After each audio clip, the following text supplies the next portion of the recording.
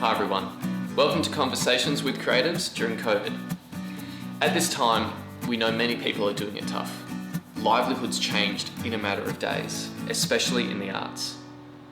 The aim of this is to check in with fellow actors, filmmakers, crew and creatives to see how they've been coping with the lockdown restrictions, to find out how they've been able to keep themselves active, and most importantly, to lend them a supportive ear.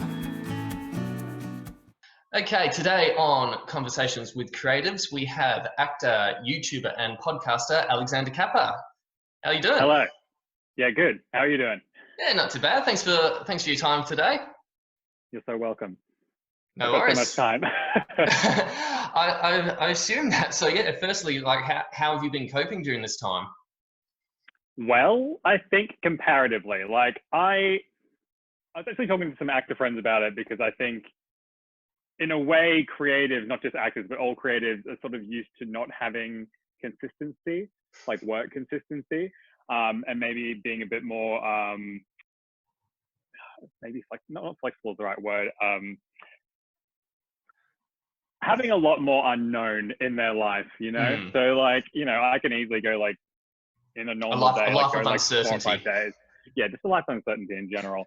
Like you can easily go long periods of time without working when you're a creative, or you can, you know, work nights and then not mornings, and it's always all over the place. Whereas I think a lot of people who are set more in like a traditional 9 to 5 setting maybe are struggling a bit more because it's just so different for them. And also like I do a lot of work from home anyway, whereas a lot of other people don't. So I think in this situation, it's not, I don't know, it hasn't really affected me too badly mentally.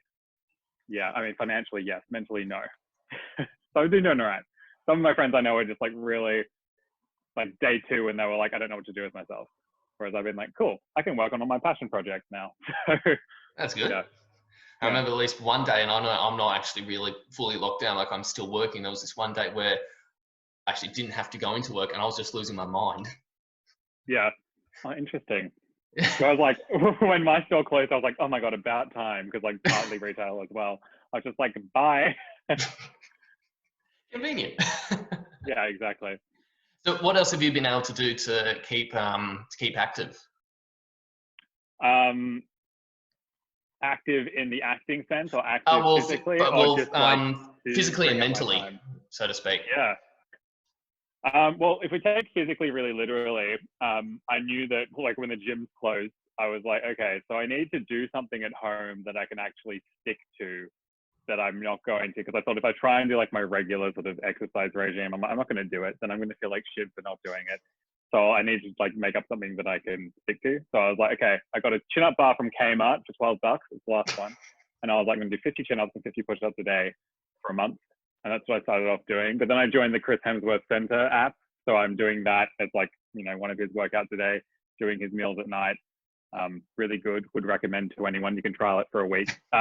Just a bit of product so placement. physically, totally sponsored for this. I wish. Chris, if you want to sponsor, that's totally fine. I'll accept it. No, it's legitimately very good. And you can do like just body weight stuff. So you don't need to have all the equipment, which is good because everything's sold out. But so that's from the physical side. I'm staying with my parents at the moment, so I moved back in with them when work closed down. All 3 of my jobs closed down. So 4 of my jobs. I'm doing piano again. So I did piano for years until I was 20-ish. But then I moved out and I didn't have a piano. But they've got a piano here. So I've been doing piano. I've been learning German a lot. I'm trying to get fluent in German, and I've been making YouTube videos. So I think that's everything I'm doing. But like that fills up the day pretty quickly. I definitely need to get back into learning German. Like I keep starting and do a couple of lessons, then I just get busy with something else and completely forget to go back to it. Yep, that's generally what I do. I'm like, I'm just going to do a Duolingo lesson a day, and then suddenly I'm like, whoops, didn't do any for 10 days. That's the plan, but then yeah. Yeah, pretty much. Have you been able to check in with? You probably mentioned it already. Like checking in with all your other friends. Yeah, that's been fine. I've actually found it quite funny because, like, hypothetically, you have all this time, but then I found that I've actually double booked more than once. It's like, oh shit, sorry, I know I'm meant to be doing this, like we're meant to be gaming together tonight, but I've actually got an online quiz that I forgot about. That sort of thing happens a fair bit with different groups of friends. But I think, yeah, Zoom, Skype, Facebook Messenger, pretty easy these days. Yeah, we seem to be more apart, but then also we can be together, like doing these Zoom chats. Yeah, I guess what you're missing is just like actual physical touch of another human being. Yeah. And I imagine if you're living by yourself, it would be quite rough. I mean, I live with my parents, so I get face-to-face interactions, but I think it would be more difficult if you were out of work and you lived by yourself. That would be rough. Definitely. Yeah. Out of all this, what has been the hardest aspect for you? I'd say the most frustrating thing is that I had a bit of trouble getting an agent for most of last year because I moved back from England last year. Didn't get an agent last year, and then February I got a message from someone and I signed with an agency, and then sort of COVID happened in March. And then everything's just shut down. Yeah, plus I was going to move to, I signed up with an agency in New Zealand in January, and I was going to go to New Zealand for a couple of months and give that a good stab. And we're going to go potentially in April, and then it was like, oh, COVID, 2-week travel ban. I'll just give it a little while. Oh, okay, total travel ban. Okay, never mind. Guess I'll stay here. That's all the plans down. That's all the plans down the train. Literally, like everything. I'm like, oh, things are starting to line up. Oh, never mind. You think karma would go the other way, wouldn't you? Well, I might have been a terrible person. I've done some things. I don't know. Yeah. In what way do you want to be able to come out of all this? Well, I'd love to come out of it being a lot more fluent in German and hopefully build up YouTube a bit and my piano skills a bit.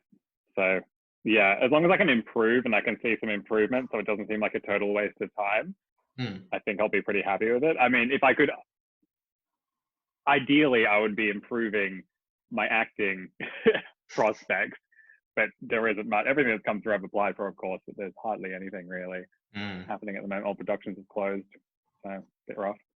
Yeah, well, I think there's still a lot of stuff which is still in the works. It's just nothing can actually really be done on the ground level, pretty much. Yeah. I'm thinking of I've started to sort of put some feelers out for voiceover work and stuff, because I know like one of my friends is doing audiobooks. So they're still doing like recordings because you don't have to be close proximity to people. So I'm like, maybe voice recording, voice acting is the way to go. Yeah, that'd be handy because you can pretty much record straight from anywhere for voice recording. Exactly. Yeah, good. Got a good enough mic, you can just send it off. Exactly. Yeah. Just so on your general view, like, do you reckon our industry can survive all this? And if it does, how do you think it'll be? Generally, like, I think it will, because people need their movies, people need their advertising, people need all of these things. I wonder if some people may choose to change career path now that they have time to sort of like sit and think about it and maybe retrain in things. But I don't think we're gonna. It may take a little while to start up again, as it will with probably a lot of industries, but I don't see it dying anytime soon. Yeah. That's good. Yeah. We'll see. Yeah. What advice would you give to others who may be in a similar situation to you? Probably look at your goals overall and try and break them down and see what steps you can take even while you're in isolation, because it may seem like you can't do anything, but there's probably steps that you can take, and now might be a good time to do that now that you have the time. So like, for example, at first I was like, well, I can't do anything acting wise, I'll just do other creative stuff. But then I listened to a seminar, and the guy taking the seminar, oh my God, it's really bad that I'm blanking his name. It's Chris. Chris. I should say his name. Wait a second, I'm gonna look it up. I know it. I thought about it before doing this, and I thought I should mention Chris, and now I. That's right. Chris Ryman, UK actor. He ran the seminar, and he was sort of talking about what steps you can take.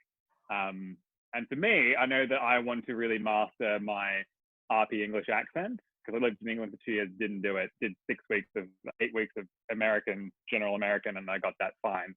So it's always been frustrating for me. I've struggled with English RP, and but I spoke to him and he put me in touch with a good RP English dialect coach, and now I'm doing a Skype session with him.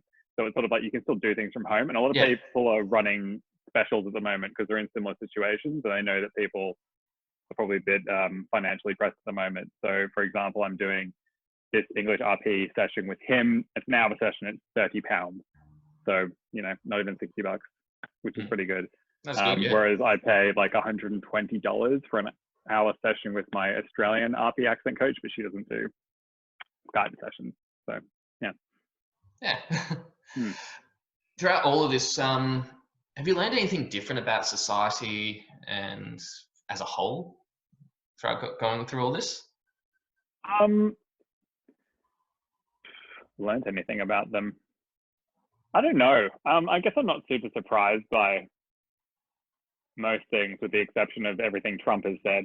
It still surprises me. But I think that surprises anyone. I guess I'm also quite surprised. I think Australians have gone pretty well with this overall. It surprises me when people say, let's just open everything up again, because I sort of think, do you not know how a virus works? Like, this started in one place and it spread to the whole world. If we just open everything up again, it's just going to keep spreading and people are going to keep dying and the health systems will be overrun. Like, it doesn't make sense just to say, but we need to open again. It's like, okay, but if we do, it's going to take even longer and we've already made such good progress. So like, why would we do that? I don't know if I answered that question. That's fine. Yeah. Yeah. Different answers for different things.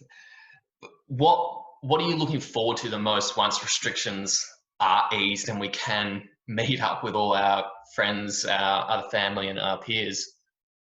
I am looking forward to seeing my brother's dog again, because normally I live with my brother and my sister-in-law and they have a dog and I love him so much. And like, it's really hard not being, usually I'm like cuddling him every night, but I haven't been with him. And yeah, I really missed him. Plus, in 5 months, I'm going to be an uncle. So it's sort of like, well, hopefully lockdowns will end before then. But if they don't, if somehow this stretches through to October, then I'm looking forward to meeting my niece or nephew. That'll be nice. That's nice. Yeah. Yeah. Well, thank you so much for your time and giving us an insight into your experience through COVID. You're so welcome. Thank you. So thanks a lot, Alexander. We'll see you around when restrictions ease. Sounds good. See you then.